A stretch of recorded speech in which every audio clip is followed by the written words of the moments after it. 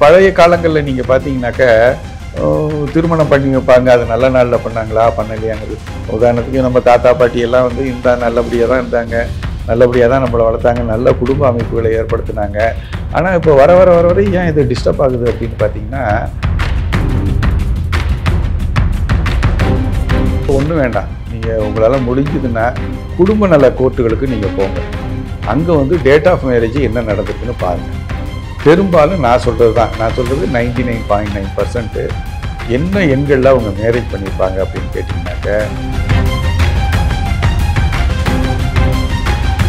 Highest probability. உதாரணத்துக்கு விரும்பியே திருமணம் பண்ணியிருப்பாங்க.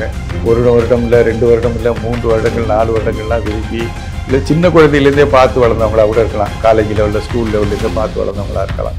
எல்லாம் மேரேஜ் பண்ணிட்டு அந்த மேரேஜ் டேட் சரியில்லாத காரணத்தினாலேயே ஒரு அதிர்வலைகள் பாதிக்கப்பட்டு அண்டர்ஸ்டாண்டிங்கிறது மிஸ் அண்டர்ஸ்டாண்டிங்காக மாறுறதுக்கு இந்த எங்களுடைய திருமணத்தினுடைய தேதி தான் காரணம்னு நான் சொல்கிறேன்.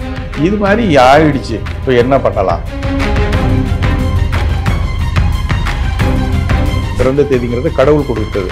ஆனால் நம்ம வந்து திருமண தேதிங்கிறது நம்ம அமைச்சுக்கிறது. அது வந்து 2வது வாழ்க்கைக்கு உண்டான அந்த அதிர்ஷ்டம் வந்து இந்த திருமண தேதியை வச்சு தான் ஆரம்பிக்குதுங்கிறத மறந்துடாதீங்க. என்ன சொல்கிறேன் அப்படின்னு கேட்டிங்கனாக்க, ஒன்று இதில் ரொம்ப தேதியை குறிச்சிக்கிட்டு திருமண ஏற்பாடு பண்ணுங்க. ஃபஸ்ட்டு திருமண ஏற்பாடு பண்ணிவிட்டு தேதியை குறிக்காதீங்க. அது ஒன்றும் ரொம்ப ரொம்ப முக்கியம். 2வது வந்து ஏற்கனவே ஆகிருந்துச்சு, தவறான தேதியில் ஆயிடுச்சுன்னா திருமண ரெஜிஸ்ட்ரேஷன் நல்ல தேதியில் பண்ணுங்கள். இல்லை சார் அதுவும் கூட தவறான தேதியில் ஆரம்பிச்சிருச்சுனாக்கா நான் எல்லாருக்கும் சொல்லக்கூடிய ஒரு உபாயம்தான். பெரிய செலிபிரிட்டிஸாக இருக்காங்க. இப்போ சமந்தா மேரேஜ் எல்லாம் நீங்கள் பார்த்தீங்கன்னாக்கா மிகப்பெரிய மேரேஜ். அது பார்த்தீங்கன்னாக்கா அவ்வளோ செலவு பண்ணாங்க. ஆனால் பார்த்தீங்கன்னாக்கா அது வந்து ஒரு தோல்வியில் தான் முடிஞ்சுது. அந்த தேதியெல்லாம் நீங்கள் குறிப்பிடும்போதே நான் சொல்லிட்டேன், இது வந்து பார்க்குறதுக்கு ஒரு மீடியாவுக்கு ஒரு கண்டென்ட், அவ்வளோதான். மற்றபடி பார்த்தீங்கன்னாக்கா இது ஒரு நெகட்டிவான நேரத்தில் நடந்திருக்கு. இது சரி இருக்காதுங்கிறது.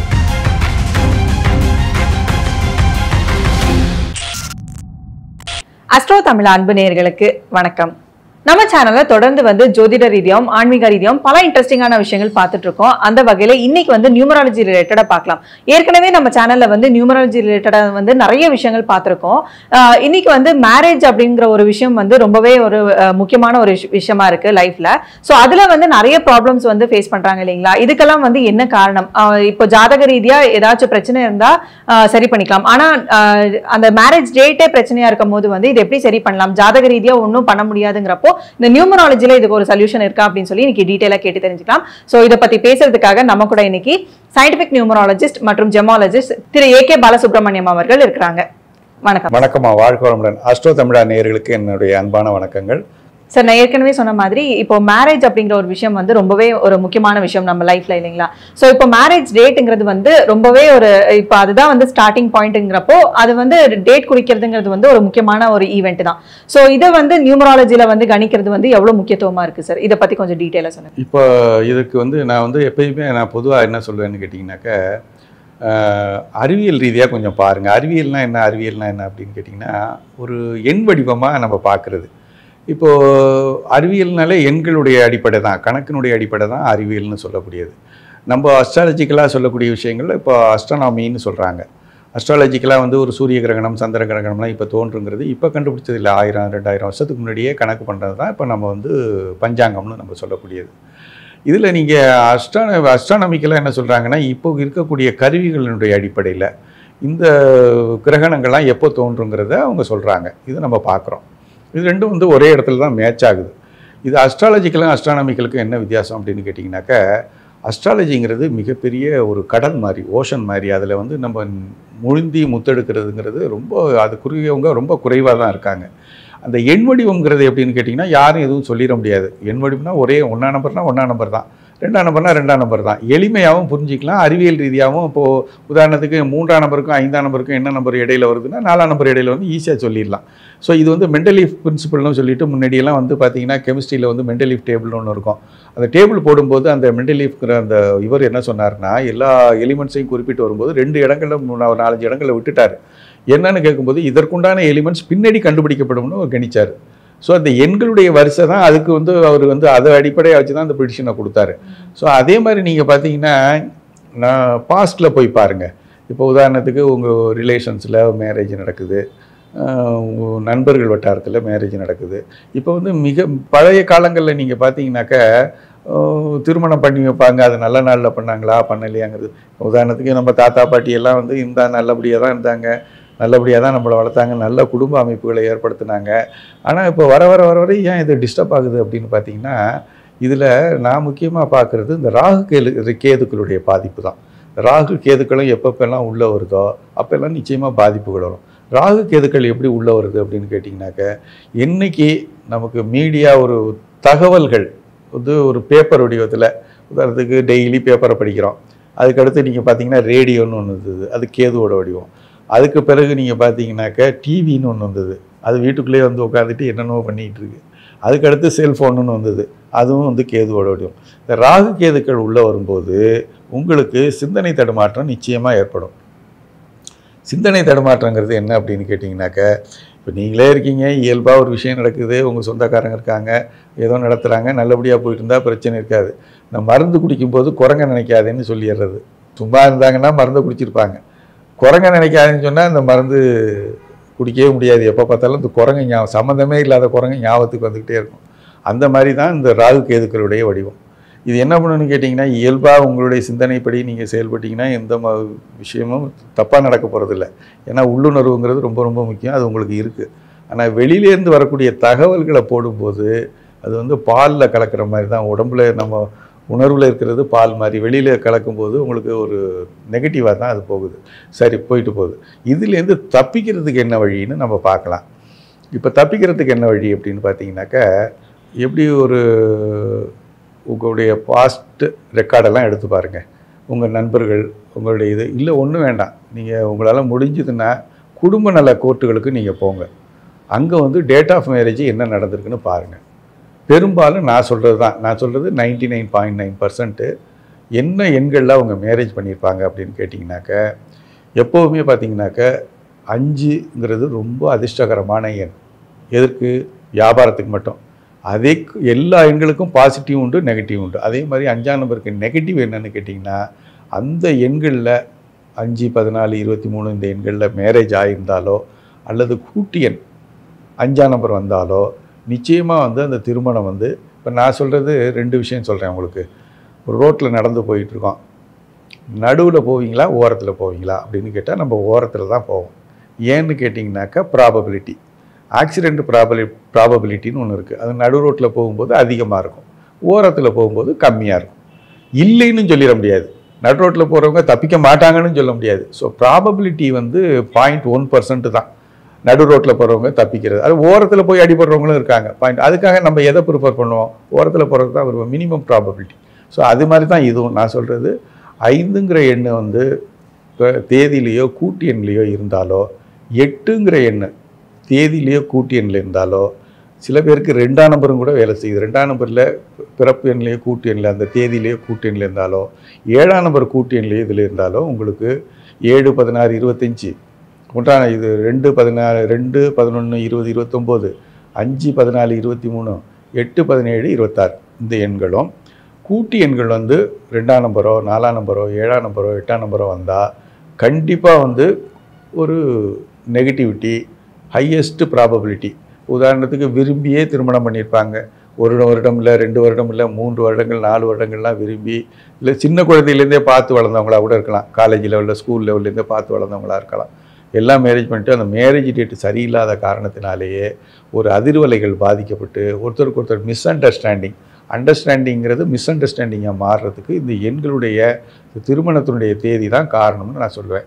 இது மாதிரி ஆயிடுச்சு, இப்போ என்ன பண்ணலாம், ஆக போகிறவங்க என்னென்ன பண்ணணுங்கிறதையும் நான் சொல்லிடுறேன். இனிமேல் வரக்கூடிய காலங்களில் உங்களுக்கு பெண்ணோ குழந்தைகளோ இருந்ததுதான், இந்த குழந்தைகளுக்கு இந்த காலத்தில் நல்லா படிக்கிறாங்க, நல்லா சம்பாதிச்சிட்றாங்க, எல்லாம் பண்ணிடுறாங்க. ஆனால் எங்கே பிரச்சனை வருது அப்படின்னு கேட்டிங்கன்னா, திருமணத்தில் மட்டும்தான் வருது. பிறந்த தேதிங்கிறது, ஒரு குழந்தை பிறக்கிறது கூட நம்ம சர்ஜரி போய் பார்த்துட்டு ஒரு ஜோதிடர்கிட்ட போய் ஏதோ ஒரு நேரம் குறிக்கிறோம். சில சமயங்களில் அது ஒர்க் அவுட் ஆகும், சில சமயங்களில் ஒர்க் அவுட் ஆகுது. அது மாதிரி பார்க்கும்போது இயல்பாக வந்து அமைகிறது பிறந்த தேதிங்கிறது கடவுள் கொடுத்தது. ஆனால் நம்ம வந்து திருமண தேதிங்கிறது நம்ம அமைச்சிக்கிறது. அது வந்து 2வது வாழ்க்கைக்கு உண்டான அந்த அதிர்ஷ்டம் வந்து இந்த திருமண தேதியை வச்சு தான் ஆரம்பிக்குதுங்கிறத மறந்துடாதீங்க. இது நம்ம என்னென்ன விஷயங்களால் பாதிக்கப்படுது அப்படின்னு கேட்டிங்கனாக்க மண்டபம் அவைலபிலிட்டியாக இருக்கான்னு பார்ப்பாங்க. இதெல்லாம் வந்து தேவையே இல்லை. இதெல்லாம் மண்டப அவைலபிலிட்டி எதுவுமே ஒரு கோவிலில் வச்சு கூட பண்ணிக்கலாம். அதுக்கு பிறகு மண்டபத்தில் வேணால் ரிசப்ஷன் எந்த தேதியில் வேணாலும் பண்ணிக்கலாம். இவங்க என்ன பண்ணுவாங்க, அதை போய் செய்வாங்க. அதுக்கு பிறகு ஃபோட்டோகிராஃபி எல்லாம் எடுப்பாங்க, ஆல்பமெல்லாம் எடுப்பாங்க. ஆல்பம் கைக்கு வர்றதுக்கு முன்னாடி இவங்க 2 பேரும் பிரிஞ்சிருவாங்க. ஏன்னா ஆல்பம் ரெடி ஆகிறது 1 மாதமே ஆகிடுது இந்த காலத்தில். ஸோ அந்த மாதிரியெல்லாம் இருக்கும்போது என்ன தேதியில் திருமணம் பண்ணலான்னு கேட்டிங்கன்னா, முகூர்த்த தேதியில் தான் நம்ம திருமணம் பண்ணணும். திருமணம்னு பார்த்தீங்கன்னா முகூர்த்த தேதின்னு போட்டிங்கன்னா எக்கச்சக்கமான முகூர்த்த நாளில் தான் கல்யாணமே பண்ணியிருப்பாங்க. இருந்தாலும் ஏன் இந்த பிரச்சனை வருது அப்படின்னு கேட்டிங்கன்னா, தேதி மாத வருட கூட்டு எண் 1ன்னு வந்ததுன்னா சேஃப். உங்களுக்கு எந்த பிரச்சனையும் வராது. சேஃப்டியாக உங்கள் லைஃப் நல்லாயிருக்கும்.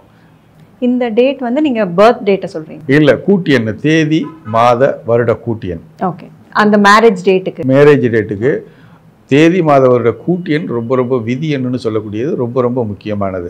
அதே மாதிரி நீங்கள் பார்த்தீங்கன்னாக்க தேதி பார்த்தீங்கன்னா அந்த அதில் வந்து 2ஆம் நம்பர், 4ஆம் நம்பர், 7ஆம் நம்பர், 2ஆம் நம்பர், 4ஆம் நம்பர், 7ஆம் நம்பர், 8ஆம் நம்பர், 5ஆம் நம்பர், மொத்தம் 5 எண் இருக்குது. இந்த 5 எண்ணு வராமல் பார்த்துக்குங்க.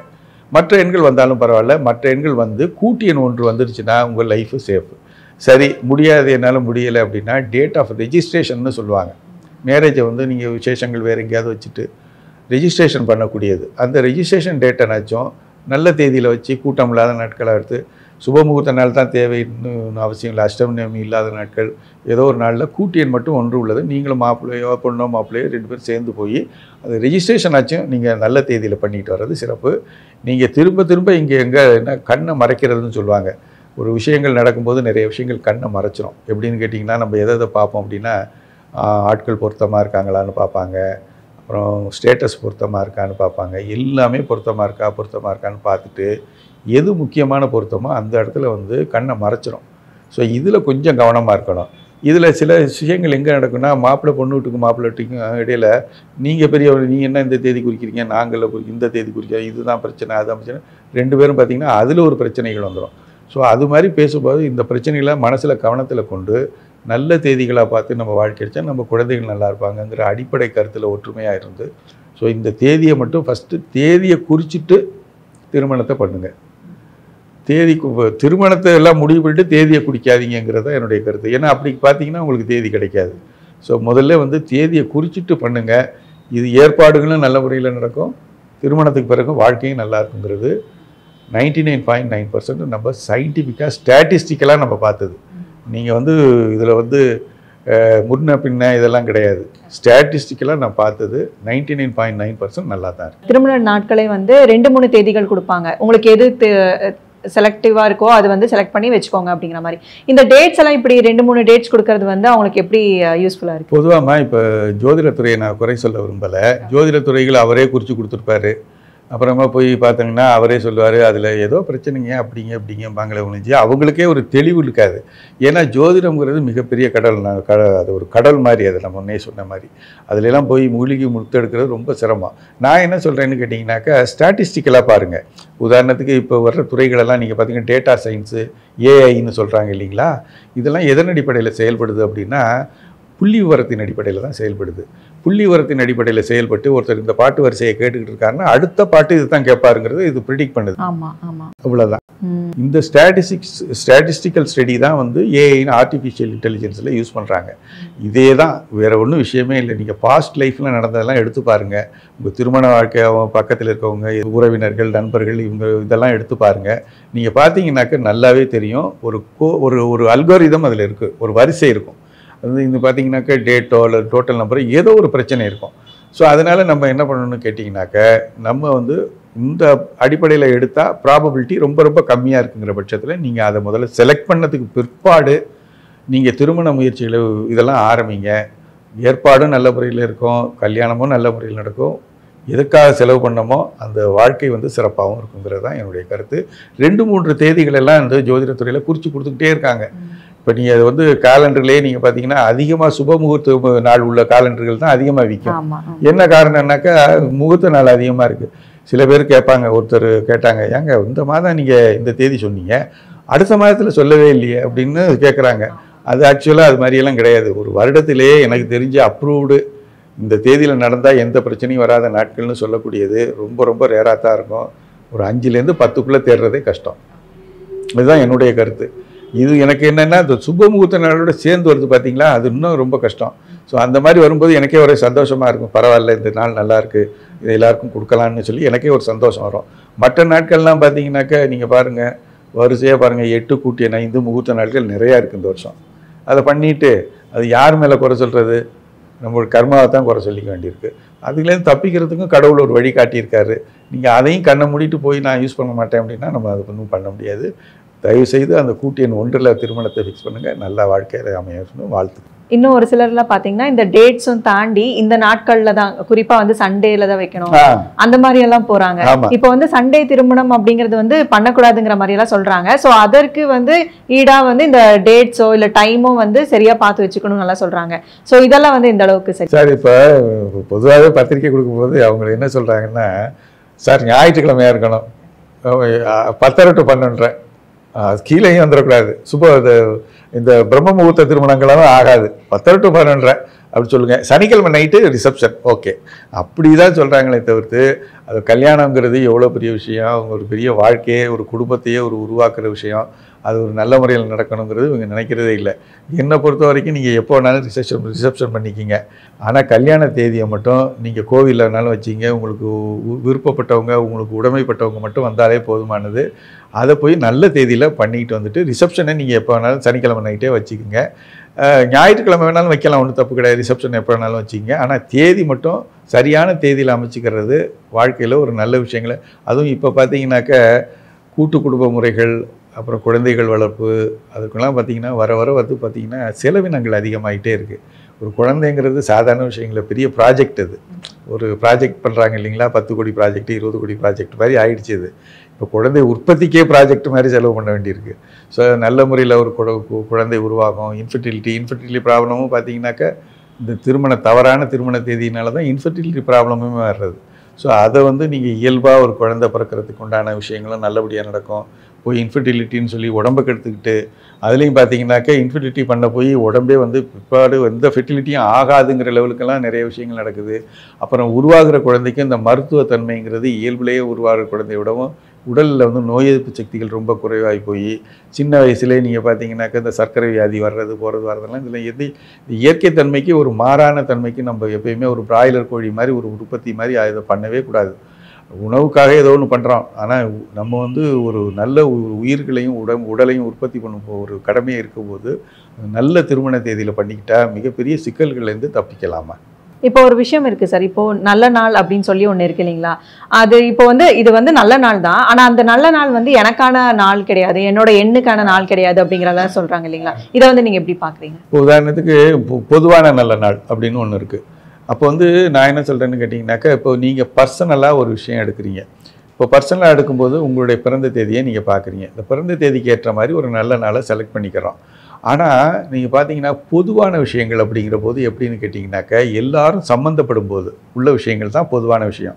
இந்த திருமணங்கிறது அப்படிப்பட்டது தான். இந்த திருமணத்தை தவிர்த்து பாக்கி எல்லாத்துக்கும் நீங்கள் வந்து ஒரு வேலை வாய்ப்புக்காகவோ இல்லை தொழிலுக்காகவோ அல்லது உங்களுக்கு பர்சனலான விஷயங்கள் எல்லாமே நீங்கள் பர்சனலாக செய்யக்கூடிய விஷயங்கள் எல்லாத்துக்குமே வந்து உங்களுடைய அதிர்ஷ்ட எண்ணங்களை எடுத்துக்கலாம். ஆனால் பொதுவான விஷயங்கள்னு நம்ம போகும்போது ஒரு குடும்ப விழாக்கள்னு அமைக்கும்போது கண்டிப்பாக வந்து நீங்கள் கூட்டு எண் 1ங்கிறது அனைவருக்கும் ஒரு பொருத்தமான எண்ணாக தான் இருக்குது. ஓகே சார், ரொம்ப சிறப்பு. இப்போ வந்து லவ் மேரேஜ் அப்படின்னு எடுத்துக்கிட்டிங்கன்னா, இப்போ 2 பேத்துக்குமே பர்ஃபெக்ட் மேட்ச் எல்லாமே வந்து கரெக்டாக இருக்கும்.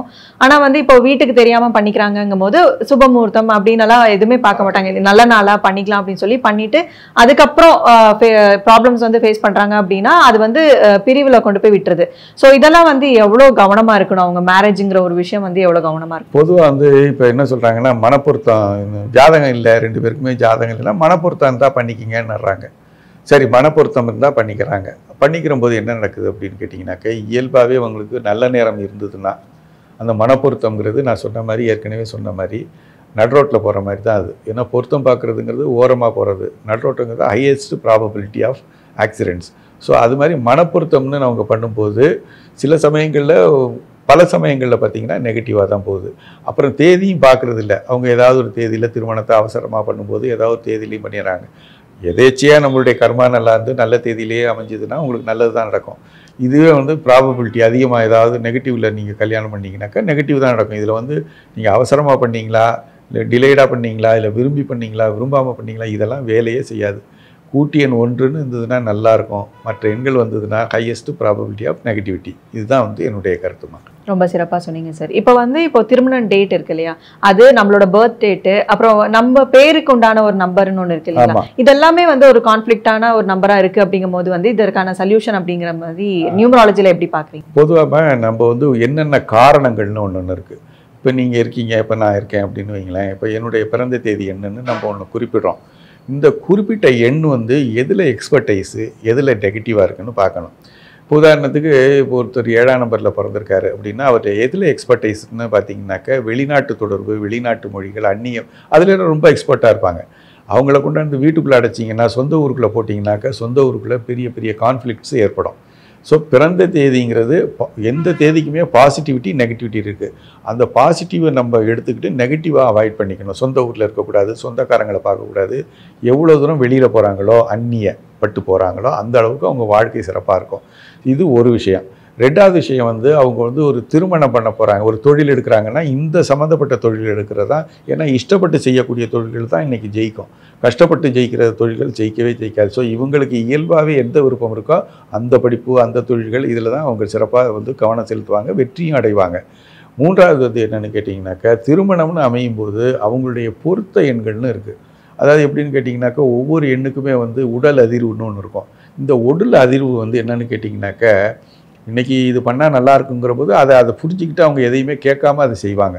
இந்த 7ஆம் நம்பருக்குன்னு நீங்கள் பார்த்தீங்கன்னாக்கா 1ஆம் நம்பர் நல்ல பொருத்தமாக இருக்கும், 2ஆம் நம்பர் பொருத்தமாக இருக்கும், 7ஆம் நம்பர் 7ஆம் நம்பருக்கு பார்த்தீங்கன்னாக்கா 1, 2 எண்காரர்கள் ரொம்ப பொருத்தமாக இருப்பாங்க.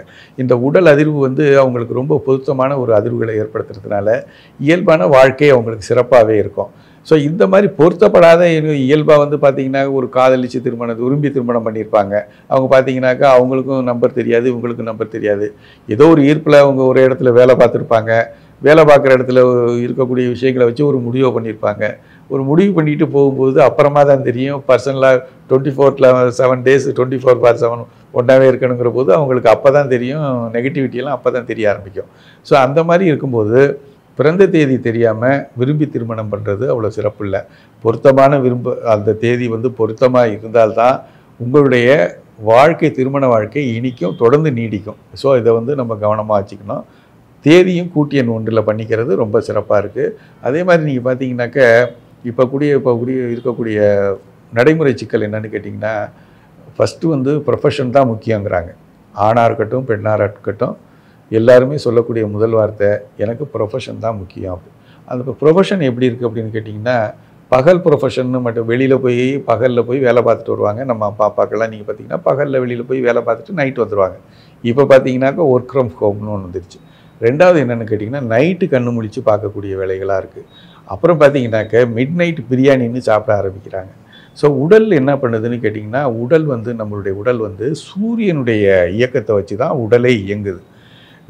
சன் ரைசிங் ஆகும்போது நம்ம எழுந்திரிச்சு சாயந்தரம் சன் செட் ஆகிறதுக்கு முன்னாடி உணவை முடிச்சிருவாங்க அந்த காலத்தில். ஸோ இந்த மாதிரி இருக்கும்போது உடலில் எந்த பிணியுமே ஏற்படாது.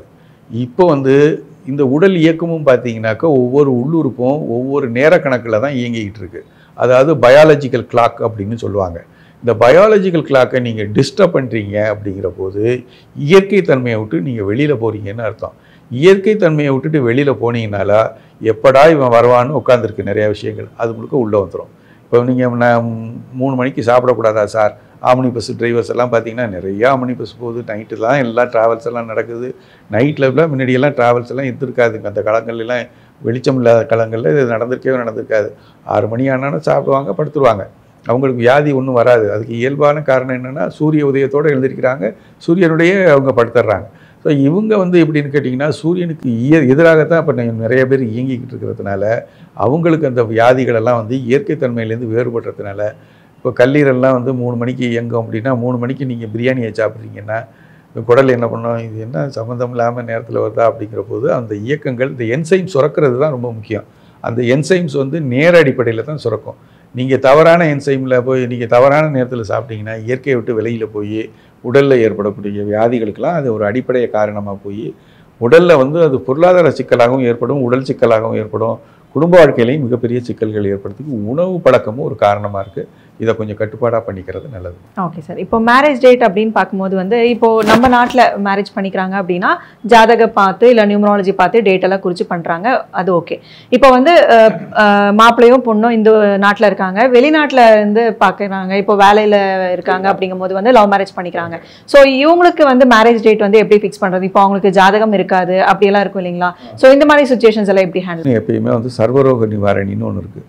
அதே மாதிரி இது சர்வரோக நிவாரணி மாதிரியே இந்த கூட்டியன் ஒன்றில் மட்டும் அவங்க கல்யாணம் பண்ணிக்கிட்டாங்கனாக்க அவங்க வாழ்க்கை எந்த நாட்டில் இருந்தாலும் சரி, அந்த நாட்டில் இருக்கும்போது தேதி மாத வருட கூட்டி எண்ணிக்கை 1 வர மாதிரி, நான் சொன்ன தேதியில் இல்லாத மாதிரி 2, 4, 7, 8 தேதிகள் இல்லாத மாதிரி பண்ணிக்கிட்டாங்கன்னா மிக சிறப்பாக இருக்கும். அவங்களுக்கு பிறந்த தேதியை கால்குலேட் பண்ண வேண்டியதில்லை. கூட்டி எண் 1 மட்டும் பண்ணிட்டாங்கன்னா லைஃப் நல்லாயிருக்கும். இப்போ வந்து என்னதான் வந்து பலமுறை யோசிச்சு வந்து ஒரு திருமணத்தை ஒன்னொன்னு பார்த்து பண்ணாலுமே வந்து இப்போ ராங் டேட் அப்படின்னாவே அது ராங் ஸ்டார்ட் அப்படின்னு தான் சொல்றீங்க. ஸோ இதை வந்து நீங்க இப்போ நெக்ஸ்ட் ஜெனரேஷனுக்கு சொல்லணும் அப்படின்னா அவங்களுக்கான மெசேஜா நீங்க என்ன சொல்றீங்க? என்ன சொல்றேன் அப்படின்னு கேட்டீங்கன்னாக்க, ஒன்று இதுல ரொம்ப தேதியை குறிச்சிக்கிட்டு திருமண ஏற்பாடு பண்ணுங்க. ஃபர்ஸ்ட் திருமண ஏற்பாடு பண்ணிட்டு தேதியை குறிக்காதீங்க. அது ஒன்றும் ரொம்ப ரொம்ப முக்கியம். ரெண்டாவது வந்து ஏற்கனவே ஆயிருந்துச்சு, தவறான தேதியில் ஆயிடுச்சுன்னா திருமண ரெஜிஸ்ட்ரேஷன் நல்ல தேதியில் பண்ணுங்க. இல்லை சார் அதுவும் கூட தவறான தேதியில் ஆரம்பிச்சிருச்சுனாக்கா நான் ஒரு எல்லாருக்கும் சொல்லக்கூடிய ஒரு உபாயம்தான். இது என்ன உபாயம் அப்படின்னு கேட்டிங்கனாக்க, மஞ்சள் கவுரு, அதாவது ஒரு 9 கவுரு எடுத்துக்கங்க. இந்த 9 கவுரையும் மந்த்லி பிளானர் தேதி இருக்குது, அது வந்து தேதி மாத வருட கூட்டியன் அது 1 வர மாதிரி உள்ள நாட்களை டிக் பண்ணிக்கிட்டே வாங்க. இந்த தேதி மாத வருட கூட்டியன் 1 வர நாட்களை டிக் பண்ண நாட்களில் காலையில் எழுந்திரிச்சு குளிச்சுட்டு விளக்கேற்றிட்டு ஒரு மஞ்சள் கவுரை கணவர் வந்து மனைவிக்கு அணிவிக்கணும். இது ஒன்று. இது ரெண்டாவது. இது இந்த கவுரை வந்து மறுபடியும் வரைக்கும் 9 கவுரு இது மாதிரி மாற்றணும். 9 கவுரு மாற்றியாச்சுனாக்க இந்த நவக்கிரகங்களுடைய எண்ணிக்கை உள்ளே வரும்போது இந்த பழைய தோஷங்களை நீக்கக்கூடிய பவர் உண்டு. இந்த 9ஆம் நம்பருக்கு வந்து எப்போவுமே வந்து பழைய தோஷங்களை நீக்கக்கூடிய பவர் உண்டு. ஸோ இந்த 108 முறைகள் நம்ம மந்திரம் உச்சரிக்கிறதும் அதே தான். பெரிய கிரக தோஷ நிவர்த்திகளை நிவர்த்தி பண்ணுற மாதிரி இந்த 9 எண்ணுக்கு இந்த எண் தோஷங்களையும் நீக்கக்கூடிய பவர் இருக்கிறதுனால நீங்கள் இந்த 9 தடவை இதை செஞ்சிட்டிங்கனாக்க அந்த குறைபாடு நீங்கி இருக்குதுங்கிறது பிரத்யட்ச உண்மை. ரொம்ப சிறப்பாக சொன்னீங்க சார். இப்போ வந்து மேரேஜ் டேட் அப்படின்னு எடுத்துக்கிட்டிங்கன்னா இப்போ நிறைய பேர் வந்து மேரேஜ்க்கு அப்புறம் அவங்க பேரெல்லாம் வந்து சேஞ்ச் பண்ணுவாங்க இல்லைங்களா? ஸோ அப்படி சேஞ்ச் பண்ணும்போது அந்த நேமுக்கு உண்டான நம்பர் எல்லாம் இருக்கும் இல்லைங்களா? இப்போ ஆல்ரெடி மேரேஜ் ஆயிருக்கு, அது ஒரு நம்பர் இருக்கு, நேம் சேஞ்சிங்க்கு அப்புறம் அது ஒரு நம்பர். ஸோ இது ரெண்டுமே கான்ஃப்ளிக்ட் ஆச்சுன்னா என்ன மாதிரியான பிரச்சனை? ஒரு அந்த காலங்களில் நீங்கள் பார்த்தீங்கன்னாக்க வீட்டுக்காரர் பேரை தான் முன்னாடி கொண்டு வந்துடுவாங்க. அப்பா பேர் ஒன்றா இருக்கும், அப்பா வீட்டுக்காரரோட. நீங்கள் பார்த்தீங்கன்னாக்க பிறந்த வீட்டில் ரொம்ப ஏழையாக இருந்திருப்பாங்க, புகுந்த வீட்டில் போய் மிக சிறப்பாக இருப்பாங்க. அதேமாதிரி பிறந்த வீட்டில் ரொம்ப செல்வாக்காக இருந்திருப்பாங்க, புகுந்த வீட்டில் போய் ரொம்ப கஷ்டப்படுவாங்க. இதுக்கெல்லாம் காரணம் இந்த இந்த நியூமராலஜிக்கு ஒரு பிரத்யட்ச ஒரு உதாரணம் என்னன்னு கேட்டிங்கனாக்க, திருமணமானதுக்கு பிறகு பேர் மாற்றின இந்த பெண்களுடைய வாழ்க்கை தான் வந்து நியூமராலஜியோடைய நிரூபணம். இது வந்து ஆண் பெண் 2 பேருக்குமே அது பொருத்தம் தான். அது பெண்கள் வந்து இப்போ நம்ம வந்து பேர் மாற்றும்போது புருஷனோட வீட்டுக்காரோட பேரை மாற்றும்போது அவங்க வாழ்க்கையும் மாறுது. அப்போ மாறும்போது அது அஷ்டகன்னிக்கையாக எதேச்சியாக அமைஞ்சு போச்சுன்னா அவங்க வாழ்க்கையே நல்லா தான் இருக்கும். இதுதான் நியூமராலஜியோட நிரூபணம். பேர் மாற்றினா நல்லா இருக்குமா அப்படிங்கிறதுக்கு இதுதான் ஒரு நிரூபணம். இப்போ நம்ம வந்து இந்த காலத்து பார்த்தீங்கன்னாக்க குழந்தைகள் வந்து ரொம்ப ஓரமாக இருக்காங்க. என்னென்னு கேட்டிங்கன்னா வீட்டுக்காரர் பேர் அவ்வளோ சீக்கிரம் கொண்டு வர்றதில்ல, அப்பாவோட பேர் தான், ஏன்னா சர்டிஃபிகேட்டில் அந்த பேர் தான் இருக்குது. ஸோ அதனால் நம்ம அந்த பேரே வச்சுக்கலாம்னு சொல்லிட்டு தான் வச்சுக்கிறாங்க.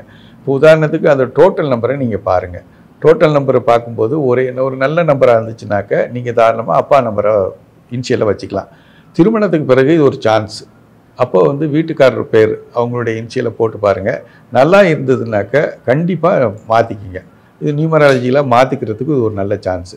இல்லை முதல்ல வச்ச பேரை நல்லா தான் இருக்குது அப்படிங்கிற போது இந்த திருமணத்தில் பிறகு வரக்கூடிய அவர் வீட்டுக்காரருடைய பேரை சேர்த்து பாருங்கள். இதை விட பெட்டராக வந்ததுனாக்கா அதை சேஞ்ச் பண்ணிக்கங்க. இல்லைன்னா அப்படியே பிறந்த போது என்ன தேதி என்ன பேர் வச்சாங்களோ அதை அப்படியே மெயின்டைன் பண்ணுறது தான் சிறப்புங்கிறது என்னுடைய கருத்து தான். ஓகே, ரொம்ப சிறப்பாக சொன்னீங்க சார். இப்போ வந்து நியூமராலஜியில் வந்து ரிப்பீட்டட் நம்பர்ஸ்க்குன்னு ஒரு வைப்ரேஷன் இருக்கு இல்லைங்களா? இப்போ மேரேஜ் டேட்லையும் அந்த மாதிரி ரிப்பீட்டட் நம்பர்ஸ் வருது. இப்போ ஃபார் எக்ஸாம்பிள் 11/11/2011 அந்த மாதிரி ரிப்பீட்டட் நம்பராக வருது அப்படிங்கும்போது அதற்குண்டான வைப்ரேஷன்ஸ் எப்படி இருக்கும், அவங்களோட லைஃப் வந்து எப்படி இருக்கும்? பொதுவாக இப்போ நீங்கள் பார்க்கலாம், வந்து காருக்கு நம்பர் எடுக்கும்போது ஃபேன்சி நம்பர் எடுப்பாங்க. ஃபேன்சி நம்பர் எடுக்கிறதுக்குன்னே மிகப்பெரிய செலவெல்லாம் பண்ணுவாங்க. உதாரணத்துக்கு TN 37 நம்பரெல்லாம் வந்து பார்த்திங்கன்னா 2 லட்ச ரூபா 3 லட்ச ரூபா செலவு பண்ணி எடுக்கிறாங்க. இது வந்து பார்த்திங்கன்னா ஃபேன்சிங்கிறத ஒரு அமைப்பில் தான் பார்க்குறதுக்கு ஒரு கவர்ச்சியாக ஃபேன்சியாக இருக்குங்கிறதோட இருக்குமே தவிர்த்து டோட்டல் நம்பர் மட்டும்தான் வேலை செய்யும், இந்த தேதி நம்பர் தான் வேலை செய்யும். அது எந்தபடி ரேண்டம் நம்பராக இருந்தாலும் சரி, ரெகுலாரிட்டி நம்பராக இருந்தாலும் சரி, முக்கியமாக நம்ம கவனிக்க வேண்டியது நான் சொன்ன எண்களான 2, 4, 7, 8 இருக்கக்கூடாது, 2, 4, 7, 8, 5 இருக்கக்கூடாது. திருமண தேதியில் கூட்டு எண் 1 வர மாதிரி உள்ள திருமண தேதிகள் ஃபேன்சியாக இருந்தாலும் சரி, ரிப்பீட்டட் நம்பராக இருந்தாலும் சரி, இல்லைனாலும் சரி, அது நல்ல முடிவுகளை ஏற்படுத்தும். Okay sir.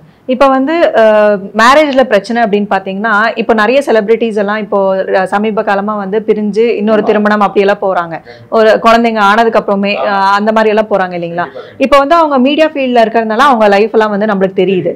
ஸோ சாதாரண மக்களுக்குமே இந்த மாதிரியான பிரச்சனைகள் இருக்கு. ஸோ இப்போ மேரேஜ் லைஃப் ஏதோ ஒரு சின்ன பிரச்சனைனால இன்னொரு திருமணம் பண்ணிக்கிறாங்க, இல்லைன்னா டிவோர்ஸ் பண்ணிக்கிறாங்க, அந்த மாதிரி எல்லாம் நடக்குது இல்லைங்களா? ஸோ இதுக்கெல்லாம் வந்து சொல்யூஷனாக வந்து நீங்கள் என்ன பார்க்குறீங்க? பொதுவாக வந்து மனிதர்களை தான் கவனிக்குதே ஒழிஞ்சு எண்கள் வந்து அவங்க பெரிய செலிபிரிட்டிஸா அல்லது சாதாரண வாழ்க்கை வாழ்கிறவங்களா, இது எந்த வாழ்க்கை வாழ்கிறவங்க பெரிய பணக்காரங்களா ஏழையா, எதை பற்றியும் எண்கள் கவனிக்கிறது இல்லை. இறைவன் வந்து ஒரு விஷயத்தில் ரொம்ப தெளிவாக நல்ல முறையில் எல்லாருக்கும் சமமாக தான் பார்க்குறாரு. எப்படி நான் சொல்கிறேன்னு கேட்டிங்கனாக்க, ஒரு நாளைக்கு 24 மணி நேரம், அது ஏழைக்கு 24 மணி நேரம் தான், பணக்காரங்களுக்கு 24 மணி நேரம் தான். இப்போ உதாரணத்துக்கு ஏழைக்கு இப்போ 10 மணி நேரம் தான், இப்போ பணக்காரருக்கு 24 மணி நேரம் அவர் செய்யவே இல்லை. அந்த 24 மணி நேரத்தை எப்படி உபயோகிக்கிறாங்கிறத பொறுத்து தான் அவங்க வந்து பணக்காரங்களாகவோ ஏழையாவோ ஆகுறாங்க. இதை வந்து நம்ம வந்து இது தெரியாமல் நம்மளை ஏழையாக படைச்சிட்டாருன்னு சொல்கிறது ரொம்ப ரொம்ப அபத்தம். இருக்கிற நேரத்தை எப்படி புத்திசாலித்தனமாக நம்ம அதை யூஸ் பண்ணுறோமோ அதை பொறுத்து தான் நம்மளுடைய வாழ்க்கை தன்மை, நம்மளுடைய வாழ்க்கை தரம் எல்லாமே அதில் தான் இருக்குது. அதே மாதிரி தான் இதுலேயும் பார்த்தீங்கன்னாக்க, எண் வந்து ஏழையாக இருந்தாலும் அவங்களுக்கு நல்ல வாழ்க்கையை கொடுக்கும், பணக்காரங்களாக இருந்தாலும் அதுக்கு நல்ல வாழ்க்கையாக கொடுக்கும். அதே மாதிரி நெகட்டிவான தேதியில் அவங்க திருமணம் பண்ணாங்கன்னா ஏழை பணக்காரங்க வித்தியாசம் பேதம் பார்க்குறதே இல்லை. எண்களுக்கு வந்து பேதமே கிடையாது. அவங்க நல்லவங்களா கெட்டவங்களான்னு கூட அது பார்க்காது. இன்னும் சொல்லப்போனால் பெரிய பெரிய மோசமான ஃபீல்டில் இருக்கவங்களாம் இந்த எண்களை வச்சுக்கிட்டே ஜெயிச்சுக்கிட்டு இருக்காங்க, நான் அனுபவத்தில் பார்த்துருக்கேன். ஸோ இது வந்து நல்லவங்களா கெட்டவங்களான்னு கூட பார்க்காது. இந்த ஆயுதம் வந்து கத்தி மாதிரி, இந்த நியூமராலஜிக்கு கத்தி மாதிரி. ஸோ இதை வந்து நம்ம வந்து யூஸ் பண்ணுறவங்க யாருன்னே பார்க்காது, அதுக்குண்டான பிரச்சனை என்னவோ அதை கொடுத்துரும். ஸோ இவங்க வந்து பெரிய செலிபிரிட்டிஸாக இருக்காங்க. இப்போ சமந்தா மேரேஜெல்லாம் நீங்கள் பார்த்தீங்கன்னாக்கா மிகப்பெரிய மேரேஜ். அது பார்த்தீங்கன்னாக்கா அவ்வளோ செலவு பண்ணாங்க. ஆனால் பார்த்தீங்கன்னாக்கா அது வந்து ஒரு தோல்வியில் தான் முடிஞ்சுது. அந்த தேதியெல்லாம் நீங்கள் குறிப்பிடும்போதே நான் சொல்லிட்டேன், இது வந்து பார்க்குறதுக்கு ஒரு மீடியாவுக்கு ஒரு கண்டென்ட், அவ்வளோதான். மற்றபடி பார்த்தீங்கன்னாக்கா இது ஒரு நெகட்டிவான நேரத்தில் நடந்திருக்கு, இது சரி இருக்காதுங்கிறது அது ஒன்றும் பெரிய விஷயம் கிடையாது. இப்போ நான் சொன்ன விஷயத்தையே நீங்கள் தரவு பண்ணிக்கிட்டிங்கன்னா நீங்களும் அதை கண்டுபிடிச்சிடலாம். ஸோ இதை அதுதான் நான் சொல்ல வர்றது. தேதியை முடிவு பண்ணிவிட்டு நீங்கள் திருமணம் பண்ணுறது பிற்காலத்தில் இந்த சந்ததிகளுக்கும் பாவம். அவங்க என்ன பண்ணுவாங்க, சந்ததிகளுக்கு இந்த காலத்தில் முன்னாடியெல்லாம் வந்து தாத்தா பாட்டி சித்தப்பா பெரியப்பா அப்பா அம்மாலாம் மாமா அத்தையெல்லாம் இருந்தாங்க. இந்த காலத்தில் வந்து எல்லாருமே நியூக்ளியர் கொடுப்பவங்களா, அவங்க குடும்பத்தில் அவங்க விழுந்தாங்கன்னா அவங்களே தான் எழுந்திரிச்சிக்கணுங்கிற போது, இந்த குழந்தைகளுக்கு யார் இருக்கா, நம்ம தான் இருக்கங்கிற போது, நம்ம அந்த குழந்தைகளுக்காகவாது நம்ம நல்ல தேதியே அமைச்சிக்கணும். தேதி அமைக்கிறதுங்கிறது இறைவன் கொடுத்த வரம் அது. ஸோ அந்த வரத்தை நம்ம வந்து தவறாக யூஸ் பண்ணாமல் சரியான முறையில் யூஸ் பண்ணணும்னு நினச்சிங்கனாக்க, எங்கேருந்து ஸ்டார்ட் ஆகுது, மேரேஜ்னால் மேரேஜோடைய முடிஞ்சிருது. அன்றைக்கி ஃபங்க்ஷன் அட்டன் பண்ணுவாங்க, சாப்பிடுவாங்க, அவங்கெல்லாம் போயிடுவாங்க. மேரேஜுங்கிறது இப்போ எல்லாம் பார்த்தீங்கன்னாக்க, திருமணங்கிறது நீங்களே தான் 2 பேரும் தான் இணைஞ்சு நடக்கணும். அதே மாதிரி நல்ல முறையில் குழந்தை பிறக்கணும், நல்ல குழந்தைகளாக பிறக்கணும். அதுவும் உடல் கோளாறுகள் மனக்கோளாறுகளோட குழந்தைகள் இல்லாமல் இருக்கணும். அந்த குழந்தைகள் நல்ல தன்மைகளோட நல்ல ஒழுக்கமாக இந்த பிரச்சனையோடு இல்லாமல் நல்லா வாழணுங்கிற போது நமக்கு கிடைக்க எளிமையான ஒரு உபாயம் இந்த தேதி. இதில் நம்ம கோட்டை விட்டுட்டு இதுக்கு பிறகு பரிகாரம் தேடுறதுங்கிறது அறிவீனம். ஸோ அதில் எடுக்கும்போதே நல்ல தேதியாக எடுத்துகிட்டு திருமண தேதியை எடுத்துகிட்டு அதுக்கு பிறகு முடிவு பண்ணுங்கள், சிறப்பாக இருக்கும். இந்த நம்பர்ஸ்ல ஏதாச்சும் வேலிடிட்டி மாதிரி இருக்கா சார்? இப்போ வந்து நம்ம ஜாதக ரீதியா போனோம் அப்படின்னா இதுக்கு தீர்வு அப்படின்னு சொல்லி ஏதாச்சும் ஒரு பரிகாரம் சொல்றாங்க. ஸோ அது வந்து புதுப்பிக்கிற மாதிரி தான் இருக்கு. ஸோ இந்த குறிப்பிட்ட நாள் வந்து நம்ம மன ரீதியா வந்து புதுப்பிக்கிற மாதிரி தான் இருக்கு. ஸோ இப்போ டிவோர்ஸுங்கிறப்போ ஒரு 30 years 40 years வாழ்ந்துட்டு அதுக்கப்புறம் டிவோர்ஸ்ன்னு போறப்போ வந்து அந்த தேதிக்கு ஏதாச்சும் வேலிடிட்டி மாதிரி இருக்கா, இல்ல பவர் குறையுது? அது மாதிரி எல்லாம் கிடையவே கிடையாதுமா. நீங்க ஒரு முடிவு எடுத்து ஒரு நல்ல தேதியில பண்ணிட்டீங்கன்னா அது லைஃப் லாங் வேலிடிட்டி அதுக்கு உண்டு. ஏன்னா ஒரு 30 ஆண்டு காலம் அவங்க நல்லா தான் இருக்கிறாங்க, அதுக்கப்புறம் பிரிவினை வருதுங்கும் போது இது எப்படி நம்ம எடுத்துக்கிறது அப்படிங்கிற போது நீங்கள் எங்கெங்கே பிரச்சனை ஆயிருக்குன்னு கேட்டிங்கன்னா, நம்ம ஏற்கனவே சொல்லியிருக்கேன், நிறைய விஷயங்கள் சொல்லியிருக்கேன். Past tense, present tense, future tense, இது 3 இருக்குது. இப்போ நீங்கள் இருக்கீங்க, ஒரு திருமண தேதியை பண்ணிடுறீங்க, நல்ல முறையில் கல்யாணம் ஆகிடுது. நீங்கள் உங்கள் குழந்தைகள்லாம் பிறந்ததுக்கு பிறகு அந்த குழந்தைகளுக்கு அப்பா வந்து எப்படி இருப்பார், அப்பா மூலமாக தனக்கு என்ன வரணும் அப்படிங்கிறது இருக்குது. உதாரணத்துக்கு என்கிட்ட இருக்கிற ஒரு 10 ரூபா 50 ரூபா பணம் 500 ரூபா பணம் இருக்குன்னு வைங்களேன். இந்த 500 ரூபா நான் சம்பாதிச்சதாகவும் இருக்கலாம், இல்லை எங்கள் அப்பா எனக்கு கொடுத்ததாகவும், பிறப்புரியின் பேரில் எனக்கு 500 ரூபா எங்கள் அப்பா கொடுத்ததாகவும் இருக்கலாம். அதே மாதிரி இந்த 500 ரூபாயை நான் சேவிங்ஸ் பண்ணி என் குழந்தைக்கு கொடுக்குறதுங்கிறது இந்த சேவிங்ஸ் பண்ணி கொடுக்குறது. அதாவது கடன் இல்லாமல் சேவிங்ஸில் எனக்கு மீறின தொகையை நான் குழந்தைக்கு கொடுக்குறேன். இந்த குழந்தை அதை பெறக்கூடிய ஒரு பிறந்த தேதியிலையும் இருக்கணும், பேரும் பார்த்திங்கன்னா அந்த பேரும் சிறப்பாக இருக்கணும். இந்த பேர் வந்து பிரத்தியாருடைய பேரும் குழந்தைகளுடைய பேருமே வந்து சுமாரான பேராக இருக்குது, அதாவது ஒரு நெகட்டிவான ஒரு பேராக இருக்குதுன்னா அப்பா அம்மாவுடைய வாழ்க்கையை பாதிக்கக்கூடிய அமைப்பு அதுக்கு கண்டிப்பாகவும் வருது. அது இப்போ சமீப காலங்களில் நம்ம பார்க்கும்போது இந்த ஸ்ட்ரீம் வந்து பார்த்திங்கனாக்க என்னுடைய அப்பா பேர் எனக்கு நல்லா இருக்கணும், அவருடைய பிறந்த தேதி எனக்கு பொருத்தமாக இருக்கணும், என்னுடைய பிறந்த தேதி என்னுடைய பேர் பொருத்தமாக இருக்கணும், என்னுடைய குழந்தைகள் என்னுடைய திருமண தேதி பொருத்தமாக இருக்கணும். என்னுடைய குழந்தைகள் வந்து பிறக்கிற தேதி நான் தீர்மானம் பண்ண முடியாது, ஆனால் அதுக்கேற்ற மாதிரி பேர் வச்சிட்டோம்னாக்க நம்மள்கிட்டேருந்து உதாரணத்துக்கு ஒரு உதாரணம் சொல்கிறேன் பாருங்கள். ஒரு 8ஆம் தேதி ஒரு குழந்தை பிறக்குது. 8ஆம் தேதி குழந்தை பிறந்தாலே அது ஆகாது அப்படின்னு பெரும்பாலும் சொல்லுவாங்க. அப்படியெல்லாம் கிடையாது. 8ஆம் தேதி குழந்தை பிறந்தால் நல்லா தான் இருக்கும், சிறப்பாகவே இருக்கும். எப்படி இருக்கும் அப்படின்னு கேட்டிங்கனாக்க மிகப்பெரிய செல்வங்களை ஈர்க்கக்கூடிய எண்ணம் இருக்கும், பெரிய வருமானத்தை ஏற்படுத்தும். அது எப்படி ஏற்படுத்தும் அப்படின்னு கேட்டிங்கன்னா அது உடனே எப்படி ஏற்படுத்தும், அது சின்ன குழந்தை தானே, அப்பா மூலமாக ஏற்படுத்தும். அவர் பெரும்பாலும் எப்படி இருப்பார் இந்த எண்ணுனா குறிப்பு சொல்லிடுறேன், நியூமராலஜிக்கு ஒரு சின்ன ஹின்ஸும் கொடுத்துட்றேன். இந்த 8, 17, 26 பிறக்கிற குழந்தைகளுடைய அப்பா வந்து எஸ்ஸில் இருந்ததுன்னு வைங்களேன், சண்முகம் செந்தில் இப்படிலாம் இருக்காங்கன்னு வைங்களேன், அவர் ஒன்றுமே இல்லைனாலும் இந்த குழந்தை அவரை இயங்க வச்சு அவர் மூலமாக நிறையா பணத்தை சம்பாதிக்க வச்சு தானே அனுபவிக்கிற மாதிரி ஒத்த குழந்தையாகவும் இருக்கும். ஓகே ஓகே அந்த மாதிரிலாம் இருக்குது. நீங்கள் நிறையா எடுத்து பார்த்தீங்கன்னா 8, 17, 26 பிறக்கிறவங்க எல்லாருமே நீங்கள் எடுத்து பாருங்கள், மிகப்பெரிய அளவில் அப்பாட்டேருந்து பெறக்கூடிய ஒரு சொத்து வந்ததுன்னா அது கண்டிப்பாக வந்து அந்த எஸ்ஸுங்கிற எழுத்து சம்மந்தப்படும். ஸோ அந்த மாதிரி இருக்கும்போது அவங்க வாழ்க்கை சிறப்பாக இருக்குது. ஸோ இது வந்துங்கிறது எப்படின்னா present tense, past tense, future tense 3 டென்ஸில் இது சம்மந்தப்படுது. ஸோ நம்மளுடைய அப்பா வந்து எனக்கு ஒரு 25% என் ஜாதகத்தில் வேலை செய்வார், என் ஜாதகத்தில் என்னுடைய இது வந்து 50% வேலை செய்யும், என்னுடைய குழந்தைகளுடைய விஷயம் வந்து ஒரு 25% வேலை செய்யும். ஸோ 100% முழுமையாக என்னுடைய இதிலேயே வராது, அடுத்தவங்க சம்மந்தப்பட்டு நம்மளுடைய ஜீனில் சம்மந்தப்பட்டு குரோமோசோமில் சம்மந்தப்பட்டு. இப்போ தான் எல்லாம் சொல்கிறாங்களே, இப்போ சர்க்கரை வியாதி வந்தாலே என்ன சேர்க்குறாங்க, ஜெனட்டிக்கில் யாருக்கு அது எதுக்காக கேட்குறாங்க, மருத்துவத்துறையில் போய் எதுக்காக அதை கேட்குறாங்க. ஸோ அது மாதிரி அதில் இருக்குது. அதனால் நம்ம அதையும் பார்த்துக்கிறது சிறப்பாக இருக்கும். தவிர்க்கிறதுக்கு என்ன வழிங்கிறதையும் தான் பார்க்கணும். ஒன்று திருமண தேதியை நல்ல முறையில் நம்மளால் முடிஞ்ச நம்ம லிமிட்டில் என்ன இருக்குன்னு பார்க்கணும், திருமண தேதியை நல்ல முறையில் அமைச்சிக்கணும். குழந்தைகள் பிரசவமாகிறது நம்ம தீர்மானிக்கிறது இல்லை, அது நல்ல முறையில் ஆகட்டும். அதுக்கு பிறகு வைக்கக்கூடிய பேர்கள் சரியானபடி வச்சிங்கனாக்கா உங்களுடைய லைஃபு அது மூலமாக சிறப்பாக செயல்படும், நல்ல முறையில் நிறைவடைங்கிறது என்னுடைய கருத்து. ரொம்ப சிறப்பு சார். ரொம்ப சிறப்பாக வந்து திருமண டேட் வந்து எவ்வளோ முக்கியமாக வந்து நம்ம பார்த்து கவனித்து அதை வச்சா நம்மளோட லைஃப் வந்து அதுக்கப்புறம் செகண்ட் லைஃப்னு சொல்லக்கூடிய இந்த லைஃப் வந்து எப்படி இருக்குங்கிறத வந்து நீங்கள் டீட்டெயிலாக சொல்லியிருக்கீங்க. ஸோ இது வந்து நம்ம நேர்கள் வந்து யூஸ் பண்ணிப்பாங்க அப்படின்னு நம்புகிறோம். ஸோ இதே மாதிரி அடுத்த ஒரு சிறப்பான நேர்காணலில் உங்களை சந்திக்கிறோம் சார். அது வரைக்கும் நன்றி. வணக்கமாக வாழ்கிறோம்.